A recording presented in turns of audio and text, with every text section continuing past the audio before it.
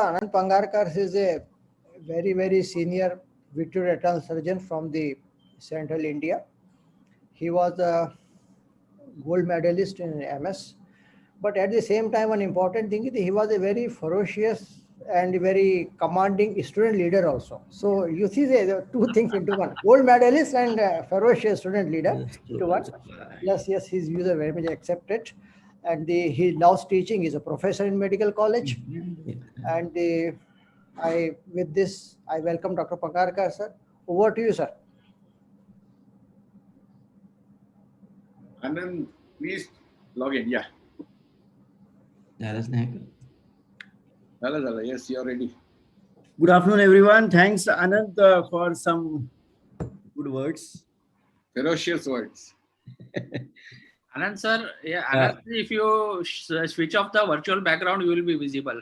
Just switch off the virtual background. You are not visible. Your video is not visible. Your video is come now. I mean, your presentation is come. So you can... Right. But he is not visible to the audience. We are trying. Yeah. And we have 5 minutes. Palak, could you just compile any questions in the chat box? Palak, are you there? Yes, sir. Please compile, and I leave it to you to finish off if there are some important questions remain unanswered. Sure. Yes. Anand, please go ahead. Don't worry about your face. We can still. You know my face. Yeah.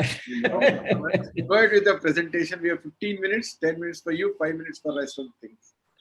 Friends, we have been through a great tour of the digital world by the eminent faculty so far. For the past few minutes, we have been living in a virtual world. Sure. Let me please have the privilege of bringing you back to the real world. And what is it that brings us to the real world? It's a magical 6-letter word, ethics. In the next few minutes, I'm going to perhaps help you being ethical ophthalmologists in this digital world.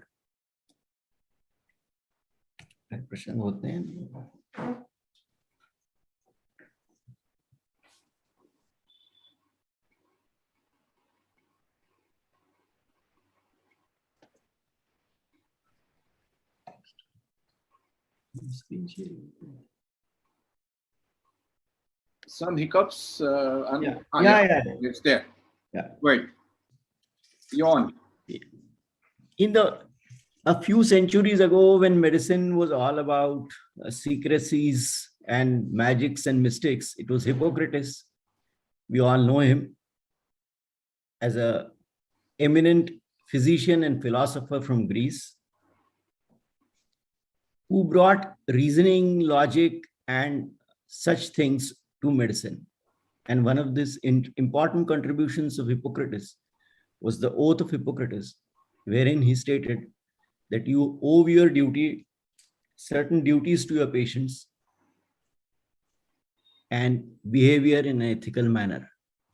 In 1803, 2-3 centuries later, it was Thomas Percival, an English physician and philosopher, who published a code of medical ethics describing professional duties and ideal behavior relative to hospital and charities. In 1847, that is 10 years before our first war of independence, the American Medical Association published their code of ethics for doctors to be followed by all those practicing the modern medicine. In the Indian context, we rely on the MCI 2002 regulations, which define many things, and it is a tome one should go through, which includes duties of doctors towards patients, society, research. It also describes the character and conduct a doctor should have, and the unethical acts and the punishment it will beget in case you indulge in them. And an important modification by the MCI has been done on 12/5/2020 regarding telemedicine, allowing the facility of telemedicine to Indian people and by Indian doctors with certain guidelines to be followed in the times of pandemic. Ethics is a 6-letter word. Its dictionary meaning is system of moral principles character, and conduct. Whereas it is defined as an ability to distinguish between the right and wrong and to act accordingly. Why is it important? Because a doctor is in a unique position where he is in a superior position to treat or cause harm to a patient seeking refuge with him for treatment of his ailment. The Medical Council of India Code of Medical Ethics 2002. Some salient features of this. First is the declaration to be signed by the doctor before getting registered with an oath to abide by the Code of Medical Ethics. Many of us may have forgotten that we have signed this oath and we have under oath to abide by this Code of Medical Ethics. What are the implications of this oath taking? Implication is that you are bound by the oath, and ignorance of the Code of Medical Ethics is not an excuse or defense. The salient features of the Code of Medical Ethics as promulgated by the Medical Council of India in 2002 are duties towards the patient. The prime duty is to render service to the patient, and financial reward is subordinate. I know that this principle is not being followed the way it should be, but it is the present days. Beneficence to the patient shall always be your motto, and malfeasance never. Confidentiality of a patient-doctor communication is extremely important, and you are not supposed to gossip about your patient's condition with other societal members. You are allowed to diverge this confidential information in a court of law under the instructions of a court. Implication of beneficence: be sure about the new drug or the surgical procedure and the beneficiary effect it will have on the patient before advocating it.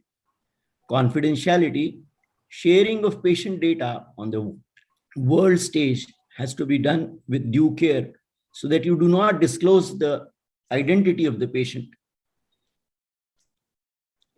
Some more salient features of the Code of Medical Ethics are proper advice on the matters of public health to authorities and public education.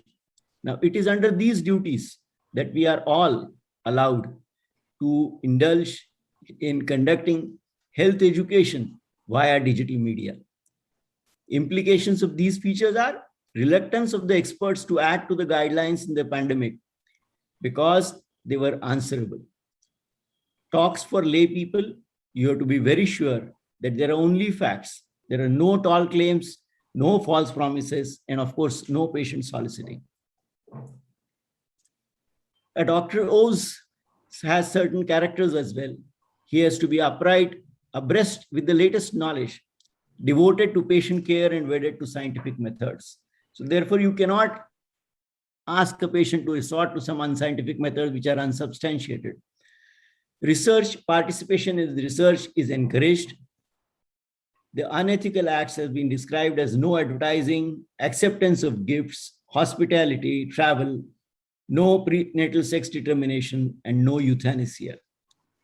The implications are that you have to be upright. There is no propagation of any procedure under lure or threat. That means a drug company should not be luring you in order to promote their drug. And in terms of research, data privacy and protection is an important consideration. In the pre-internet era, the world was large. For an individual doctor or patient, the world was large. There were multiple closed units of society, city, or nation. And doctors depended on mouth-to-mouth publicity. There was just a few print media exposure opportunities, and trust was the cornerstone of doctor-patient relationship. This trust was established because of the physical contact, because of the coming together, because of the eye contact, and many other things which we had just discussed. And the long association between a family physician and the family members established a familiarity and trust which cannot be obtained with the presence of in the current era of digital world. We came to the television age. TV opened a new vista for doctors to communicate on health and public related issues with a very wide reach as compared to the pre-internet era or pre-TV era. However, what is sometimes forgotten is that the wide reach certainly means more responsibility for the doctors. Every statement has to be very carefully weighed before it is made. These are some of the important milestones in the digital world. Internet made a big world into a small global village. In India, VSNL brought internet in 1995, and now more than 1/3 of the 6-7 billion people of the world are on the internet. Smartphone, Facebook, WhatsApp, Telegram, Microsoft, Instagram, everything. Dr. Anaga spoke on in quite a few details about all these facilities or avenues, and they have brought people closer and made a world smaller. Important consideration in the use of these technologies. Advertising. Advertising is a lure. Advertising is being done on virtual sites. However, advertisement soliciting patients where a doctor's name appear constitute an unethical practice, and therefore you are liable to be punished by the medical council. Information about the doctor starting a new facility can be advertised. If your clinic, your hospital is on the website, you have a website dedicated, please update it regularly.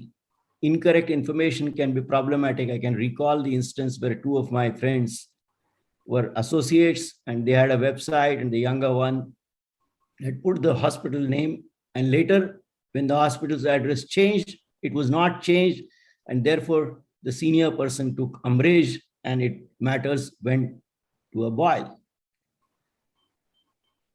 The fallacy of this important guideline is that all corporate hospitals, without mentioning the name of the doctors, can advertise. So you are at a disadvantage vis-a-vis a corporate hospital. So here I have put an example: hospital for ophthalmic surgery can be advertised. The moment you put your name, you're in trouble. Electronic media exposure. Public health education programs for lay people on any platform also have to follow the same protocol. The ethical parameter is not to solicit patient. Patient's identity is an important thing and gathering more and more importance with each passing day, because the data theft, data sharing, data snatching, everything is on the way. Educational webinars shared by co-professionals also, you have to follow this caution of the images, reports, and all to hide the patient identification like name, age, sex. If you have to profile face photos, obscure some parts. To stipulate that a proper consent from the patient to use his or her data is an important aspect of the consent and applicable to investigation reports, images, and videos. Ethical committee approval is necessary for research. Consent by participation to participate and authority to use the data is also important. So finally, there are some do's and don'ts. Do always insist on correct, true, scientifically established facts. Always maintain patient privacy. Advertisement only for the hospital, no doctor's name. Consent has to be proper consent for care, sharing of data, participation, research.